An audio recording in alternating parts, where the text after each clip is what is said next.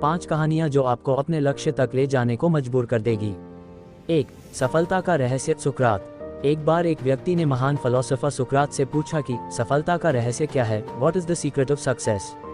सुकरात ने उस इंसान को कहा कि वह कल सुबह नदी के पास मिले, वहीं पर उसे अपने प्रश्न का जवाब मिलेगा।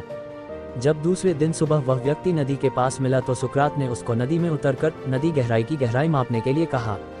वह व्यक्ति नदी में उतरकर आगे की तरफ जाने लगा। जैसे ही पानी उस व्यक्ति के नाक तक पहुंचा, पीछे से सुकरात ने आकर अचानक से उसका मुंह पानी में डुबो दिया।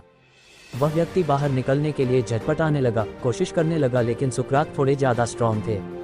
सुकरात ने उसे काफी देर तक पानी में डुबोए रखा। कुछ समय बाद सुकरात ने उसे छोड़ दिया और उस व्यक्ति ने जल्दी से अपना मुंह पानी से बाहर निकालकर जल्दी जल्दी सांस ली। सुकरात ने उस व्यक्ति से पूछा, जब तुम पानी में थे तो तुम क्या चाहते थे। व्यक्ति ने कहा, जल्दी से बाहर निकलकर सांस लेना चाहता था। सुकरात ने कहा, यही तुम्हारे प्रश्न का उत्तर है। जब तुम सफलता को उतनी ही तीव्र इच्छा से चाहोगे जितनी तीव्र इच्छा से तुम सांस लेना चाहते हैं, तो तुम्हें सफलता निश्चित रूप से मिल जाएगी। 2. अभ्यास का महत्व। प्राचीन समय में विद्यार्थी गुरुकुल में रहकर ही पढ़ा करते थे। बच्चे को शिक्षा ग्रहण करने के लिए गुरुकुल में भेजा जाता था। बच्चे गुरुकुल में गुरु के सानिध्य में आश्रम की देखभाल किया करते थे और अध्ययन भी किया करते थे। वरदराज को भी सभी की तरह गुरुकुल भेज दिया गया। वहां आश्रम में अपने साथियों के साथ घुलने मिलने लगा, लेकिन वह पढ़ने में बहुत ही कमजोर था। गुरुजी की कोई भी बात उसके बहुत कम समझ में आती थी। इस कारण सभी के बीच वह उपहास का कारण बनता है। उसके सारे साथी अगली कक्षा में चले गए, लेकिन वो आगे नहीं बढ़ पाया। गुरुजी जी ने भी आखिर हार मानकर उसे बोला, बेटा वरदराज, मैंने सारे प्रयास करके देख लिए हैं। अब यही उचित होगा कि तुम यहाँ अपना समय बर्बाद मत करो। अपने घर चले जाओ और घर वालों की काम में मदद करो। वरदराज ने भी सोचा कि शायद विद्या मेरी किस्मत में नहीं है, और भारी मन से गुरुकुल से घर के लिए निकल गया। दोपहर का समय था। रास्ते में उसे प्यास लगने लगी। इधर उधर देखने पर उसने पाया कि थोड़ी दूर पर ही कुछ महिलाएं कुएं से पानी भर रही थी। वह कुएं के पास गया। वहां पत्थरों पर रस्सी के आने जाने से निशान बने हुए थे। तो उसने महिलाओं से पूछा, ये निशान आपने कैसे बनाए। तो एक महिला ने जवाब दिया, बेटे ये निशान हमने नहीं बनाए, ये तो पानी खींचते समय इस कोमल रस्सी के बार बार आने जाने से ठोस पत्थर पर भी ऐसे निशान बन गए हैं। वरदराज सोच में पड़ गया। उसने विचार किया कि जब एक कोमल से रस्सी के बार बार आने जाने से एक ठोस पत्थर पर गहरे निशान बन सकते हैं, तो निरंतर अभ्यास से मैं विद्या ग्रहण क्यों नहीं कर सकता। वरदराज ढेर सारे उत्साह के साथ वापस गुरुकुल आया और अथक कड़ी मेहनत की। गुरुजी ने भी खुश होकर भरपूर सहयोग किया। कुछ ही सालों बाद यही मंदबुद्धि बालक वरदराज आगे चलकर संस्कृत व्याकरण का महान विद्वान बना, जिसने लघु सिद्धांत कौमुदी, मध्य सिद्धांत कौमुदी, सार सिद्धांत कौमुदी, गीर्वाण पद्मंजरी की रचना की। शिक्षा मॉरल। दोस्तों, अभ्यास की शक्ति का तो कहना ही क्या है। यह आपके हर सपने को पूरा करेगी। अभ्यास बहुत जरूरी है, चाहे वो खेल में हो या पढ़ाई में या किसी और चीज में। बिना अभ्यास के आप सफल नहीं हो सकते हो। अगर आप बिना अभ्यास के केवल किस्मत के भरोसे बैठे रहोगे, तो आखिर में आपको पछतावे के सिवा और कुछ हाथ नहीं लगेगा। इसलिए अभ्यास के साथ धैर्य, परिश्रम और लगन रखकर आप अपनी मंजिल को पाने के लिए जुट जाए। 3. अभिनव बिंद्रा। जिद और जुनून ने दिलाया गोल्ड। ओलंपिक में भारत को गोल्ड मेडल मिलने से हर भारतवासी खुशी से झूम उठा। बिंद्रा की जिद और जुनून ने उन्हें इस मुकाम पर पहुंचाया है। बैंकॉक में हुए वर्ल्ड शूटिंग चैंपियनशिप में बिंद्रा की टीममेट रही इंटरनेशनल शूटर श्वेता चौधरी ने कहा कि बिंद्रा ने जो कहा वह कर दिखाया।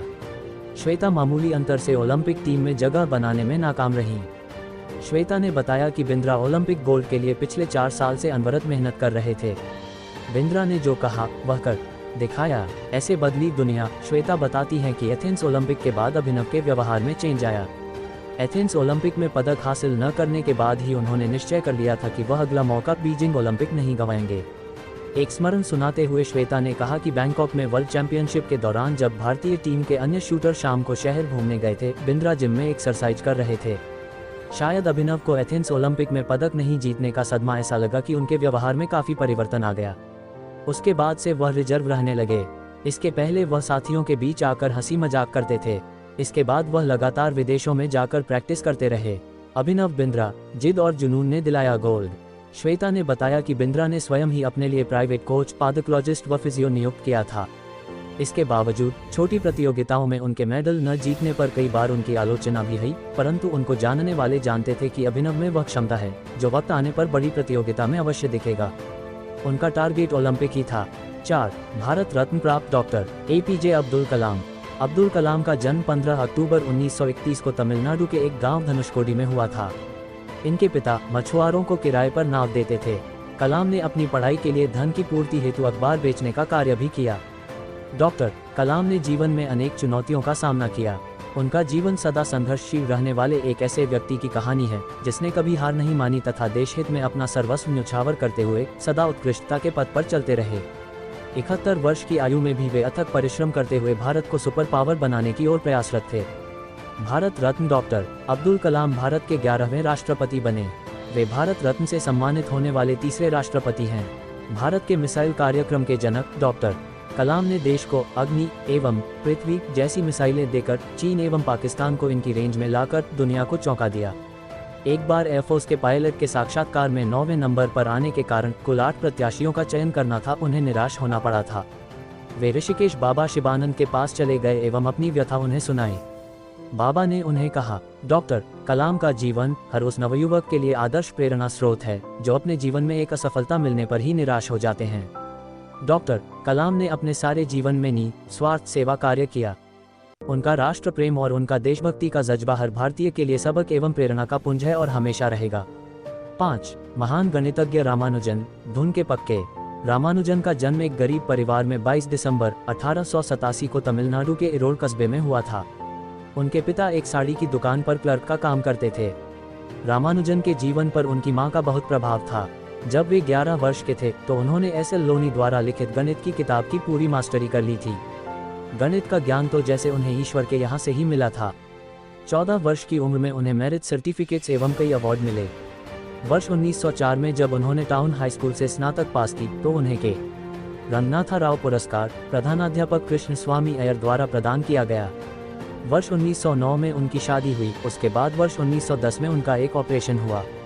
घर वालों के पास उनके ऑपरेशन हेतु पर्याप्त राशि नहीं थी। एक डॉक्टर ने उनका मुफ्त में ये ऑपरेशन किया था। इस ऑपरेशन के बाद रामानुजन नौकरी की तलाश में जुट गए। वे मद्रास में जगह जगह नौकरी के लिए घूमे। इसके लिए उन्होंने ट्यूशन भी किए। वे पुनः बीमार पड़ गए। इसी बीच वे गणित में अपना कार्य करते रहे।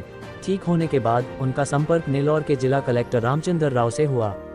वह रामानुजन के गणित में कार्य से बेहद प्रभावित हुए। उन्होंने रामानुजन की आर्थिक मदद भी की।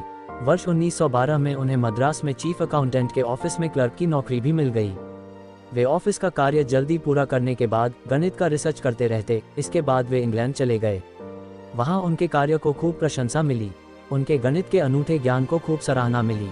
वर्ष 1918 में उन्हें ट्रिनिटी कॉलेज कैम्ब्रिज का fellow of Trinity college Cambridge चुना गया।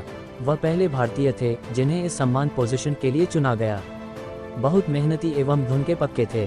कोई भी विषम परिस्थिति, आर्थिक कठिनाइयाँ, बीमारी एवं अन्य परेशानियां उन्हें अपनी धुन से नहीं डिगा सकी। वे अंततः सफल हुए। आज उन्हें विश्व के महान गणितज्ञों में शुमार किया जाता है। 32 वर्ष की छोटी उम्र में ही इस प्रतिभाशाली व्यक्ति का देहावसान हो गया। दुनिया ने एक महान गणितज्ञ को खो दिया।